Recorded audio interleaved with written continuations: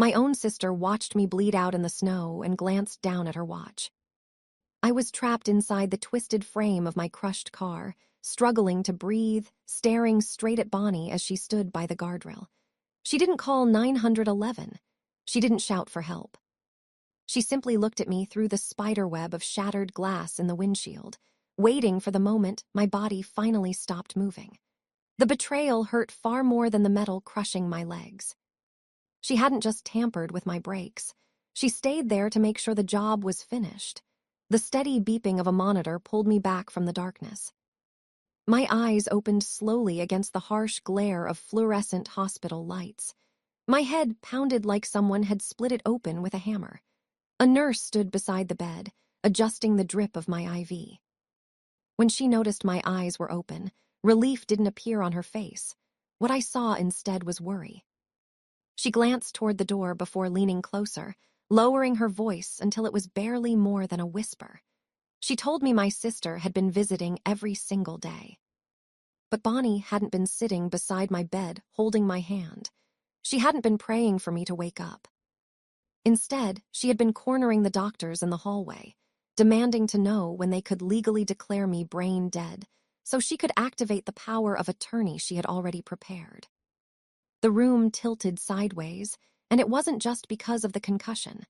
My sister wasn't waiting for me to recover. She was waiting for the paperwork that would allow her to sign my life away. My name is Hannah. I'm 29 years old and I manage logistics for a global shipping firm.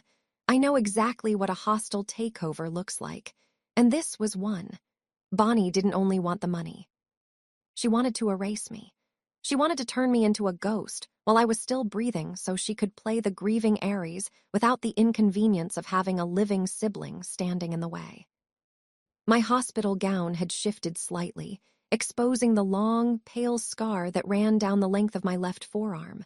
I stared at it, and suddenly I was 10 years old again. The sharp smell of smoke filled my nose. I could see Bonnie standing in the hallway of our childhood house. A small box of matches rested in her hand, while the curtains behind her were already devoured by bright orange flames. She wasn't frightened. She was smiling. When our parents rushed into the hallway, she pointed at me with a trembling finger. Hannah did it. I took the beating that night. I took the blame because that had always been my role. I was the shield, and Bonnie was the golden child who could do absolutely no wrong. I ran my thumbs slowly along the old scar. Our parents had raised me to be her scapegoat, the person who absorbed the fallout of every mess she created. They taught her that fire was something to play with. And they taught me that my job was to be the bucket of water that put it out. But our parents were gone now, and the woman lying in that hospital bed wasn't a frightened little girl anymore. Bonnie believed she could burn my life down one final time and walk away without consequences. She was wrong. This time, I wasn't going to put the fire out. This time, I was going to let it burn her. Confronting Bonnie directly wouldn't work. I needed to be smarter than that. So I asked the nurse to activate a Jane Doe protocol, removing my name entirely from the hospital registry. As far as Bonnie knew, I was now a ghost. I borrowed a phone and made 2 calls, one to Paul, our family attorney, the other to Ryan, a private investigator I had worked with before. Ryan moved quickly. He always did. Within a few hours, he had already pulled Bonnie's financial records. She wasn't just greedy. She was drowning. She owed $185,000 to loan sharks. And the deadline to pay it back was less than 48 hours away. This wasn't some emotional outburst or a jealous impulse. It was a hit. Ryan confirmed it with photos he took at the impound lot. The brake line on my car hadn't snapped from wear or damage. It had been cut. Clean and deliberate, mechanically precise. I stared at the grainy photograph glowing on the small phone screen and felt something inside me settle into a cold, steady calm. Bonnie needed money, and she needed it now. The only thing standing between her and a payday was my pulse, but she had made a mistake. She assumed I would die quietly. Instead, I was about to use her own desperation against her. She loved playing the victim. Fine, I would give her the ultimate tragedy to star in. Paul set the stage in his office with the precision of a surgeon. He called Bonnie in his voice grave, telling her there was a complication with the payout. She arrived 20 minutes later, vibrating with nervous energy. I watched the feed from the hidden camera. She looked like a cornered animal, her eyes darting around the room, sweat beading on her hairline.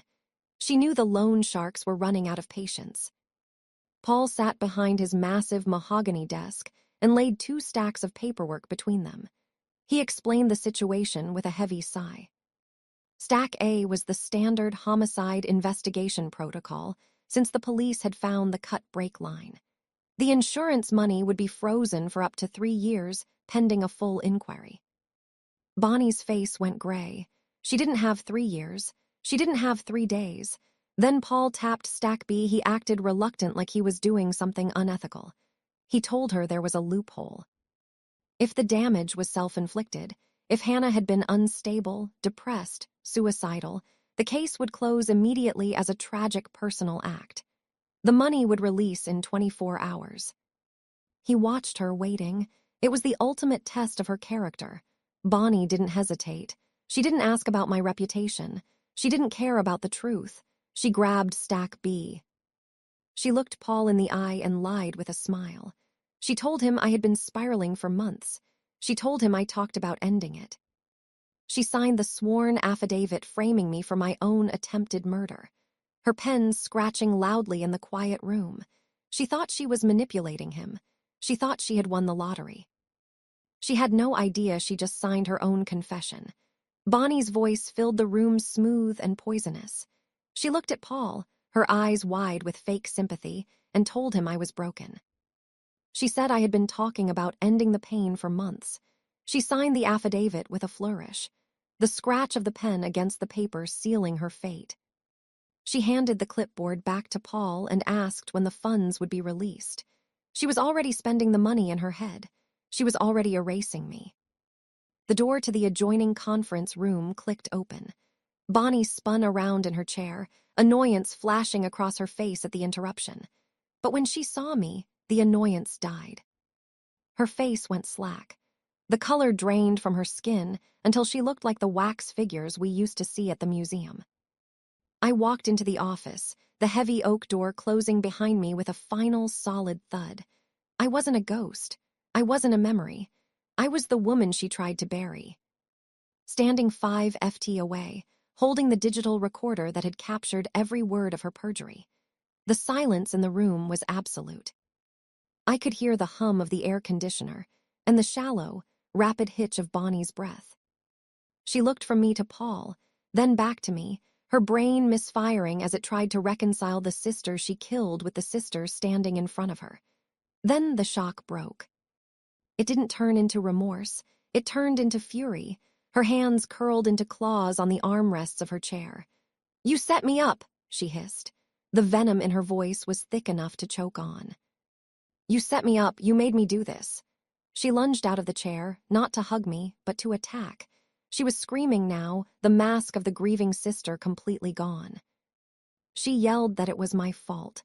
If I had just given her the money, she wouldn't have had to cut the brakes. If I hadn't been so selfish, she wouldn't be in this mess. It was the logic of a parasite blaming the host for dying. She truly believed that my refusal to be bled dry was a crime against her existence. The door to the hallway burst open. 2 uniformed officers and a detective stepped inside. The room instantly shrank. Bonnie scrambled back, knocking over her chair, trapped between the desk and the police. The detective didn't waste time. He informed her she was under arrest for insurance fraud, first-degree perjury, and attempted murder. The click of the handcuffs was the loudest sound in the world. I didn't yell back. I didn't cry. I watched the officers wrestle her toward the door with a clinical detachment. For 20 years, I had tried to fix her, save her, and hide her sins. I had absorbed her explosions like a blast wall. But looking at her now, twisted with hate and shouting obscenities at the police, I didn't see my sister. I saw a malignant tumor that had finally been cut out. I didn't feel triumph. I felt the clean, sharp relief of a diagnosis confirmed and a cure administered. The silence she left behind when the door closed wasn't empty. It was peaceful. Bonnie clawed her way out of holding 6 hours later. She didn't have cash, so she signed her life away to a predatory bail bondsman, handing over the title to her Mercedes and the vintage diamond necklace she'd swiped from her grandmother. She walked out of that jail with empty pockets, no car, and a burning need to destroy the one thing I had left. She didn't run. She came straight for the house she thought I was sleeping in. I sat in the passenger seat of Ryan's unmarked sedan, parked 3 houses down, watching the thermal feed on the dashboard monitor. The house stood dark and silent against the snowy lawn. To Bonnie, it looked like a sleeping target. She didn't know I had opened the smart home app 4 hours ago and remotely shut off the main gas line. I had drained the veins of the house dry. We watched her heat signature break the back window. She wasn't there to talk. She was carrying a heavy red canister. She moved through the living room, dousing the furniture. The fumes likely choking her, but she didn't stop. She wanted to scorch the earth. She wanted to burn me alive. She struck a match. I saw the small flare on the screen. She threw it. It sputtered and died on the rug. She struck another. Frantic now, confusion setting in. That was the signal. The floodlights from the police cruisers hidden in the alleyway turned the night into blinding day. Bonnie shielded her eyes, screaming as the tactical team breached the door. They dragged her out in cuffs, kicking and spitting. There would be no bail this time. Attempted arson, breaking and entering. Violation of a protective order. I didn't look back as the squad car drove away. The next morning, I listed the property. I sold it to a young couple who didn't know about the ghosts in the walls or the hate that had soaked into the floorboards. I signed the deed, handed over the keys, and walked away from the wreckage of my childhood without glancing in the rearview mirror. People ask me if I regret it. They ask if I feel guilty for sending my own sister to a 6x8 concrete cell. They look at me with eyes full of pity and judgment, wondering how I can sleep at night knowing my only sibling is wearing a stat-issued jumpsuit. I sleep just fine. In fact, I haven't slept this well in 20 years. The day of the sentencing, the courtroom was so quiet you could hear the hum of the overhead lights. The judge didn't look at Bonnie with sympathy. He looked at her with disgust. He called her actions predatory, calculated, and devoid of humanity. He sentenced her to 15 years in state prison for attempted murder, insurance fraud, and first-degree arson. She won't be eligible for parole until she serves at least 12. But the prison sentence wasn't the only receipt she paid. The court ordered restitution of $245,000 to cover the damage to the house, the legal fees, and the emotional distress. She doesn't have the money, of course. She will spend the rest of her life with her wages garnished, paying for the ruin she tried to bring down on me. The social fallout was just as absolute. The friends she tried to charm, the doctors she tried to manipulate, the loan sharks she tried to outrun, they all turned their backs. In our small community, the name Bonnie isn't whispered with gossip anymore. It's spoken as a cautionary tale. She wanted to be famous. She wanted to be the center of attention. She got her wish, just not in the way she imagined. She became the villain in her own story, and for the first time in her life, she couldn't cry her way out of the narrative. 6 months after the trial, a letter arrived at my new apartment. It was a plain beige envelope with the Department of Corrections stamp in the corner. My name was scrolled on the front in Bonnie's familiar loopy handwriting. I stood in my kitchen holding it. The old Hannah, the scapegoat, the fixer, the sister who just wanted to be loved, would have torn it open. She would have searched for an apology, a sign of remorse, a reason to forgive. But I wasn't that woman anymore. I knew exactly what was inside. It would be a manifesto of blame. She would tell me how hard prison was. She would tell me our parents would be ashamed of me. She would try to hook her claws into my guilt one last time to drag me back into the mud with her. I didn't open it. I didn't burn it in a dramatic fire. I simply dropped it into the trash can on top of the coffee grounds and eggshells. It wasn't a ceremony. It was a chore, taking out the garbage. That was the moment I knew I had truly won. Indifference is a far more powerful weapon than hate. Hate means they still matter. Indifference means they are gone. I'm telling you this story not because I want you to applaud my revenge, but because I need you to understand the anatomy of the monster I lived with. Bonnie wasn't born evil. She was made. She was the forever child, the golden one who was never told no, who was never allowed to fail. Our parents taught her that her needs were paramount and that I existed solely to service them. When you grow up as the scapegoat, you are trained to catch the glass before it hits the floor. You are trained to apologize for bruises you didn't cause. You believe that if you just work harder, love louder, and give more, eventually they will see you.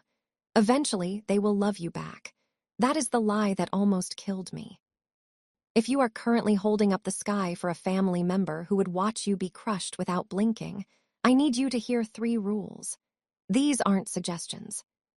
These are the laws of survival I learned in the wreckage of my car. Rule number 1, blood is biology. Loyalty is a choice. We are conditioned to believe that shared DNA is a suicide pact. We are told that family comes first, and you don't turn your back on family. But what happens when family turns their back on you? What happens when the hand supposed to hold yours is holding a knife? You do not owe your loyalty to your abusers just because you share a last name. A title like sister or mother is earned through behavior, not granted by birth. If they threaten your safety, your peace, or your future, they lose the right to that title. Rule number 2, silence is your sword. For years, I argued. I explained. I defended myself. I thought if I could just explain my side clearly enough, Bonnie would understand. But toxic people don't listen to understand. They listen to find ammunition. Every time you argue, you feed them. You give them the emotional reaction they crave. The most devastating thing I did to Bonnie wasn't trapping her in that office. It was refusing to scream back. When you stop engaging, you starve the beast. You force them to sit alone with their own madness. Rule number 3, healing isn't forgiveness. It's indifference. Society tells us we have to forgive to heal. We see it in movies. The tearful reunion, the hug, the I forgive you. But forgiveness requires repentance. You cannot forgive someone who isn't sorry. You cannot forgive a predator who is still hunting you. I didn't forgive Bonnie. I accepted her. I accepted that she is a person incapable of love, and I removed her from my ecosystem. My healing didn't come from a magical moment of grace. It came from the quiet, boring piece of a life without drama. It came from waking up in the morning and knowing my brake lines were intact. I have a new life now. I have friends like Ryan and Paul who respect me. I have a career I built on my own merit. I have a home that is safe. I am no longer the supporting character in Bonnie's tragedy. I am the protagonist of my own life. So look at your life. Look at the people sitting at your table. Who are you setting yourself on fire to keep warm? Who is draining your bank account, your energy, and your spirit and calling it love? You think you can save them. You think if you just give a little more, they will change. They won't. The only person you can save is yourself. Cut the cord, walk away, lock the door. Because if you don't cut the cord, they will eventually cut your brakes. I am Hannah.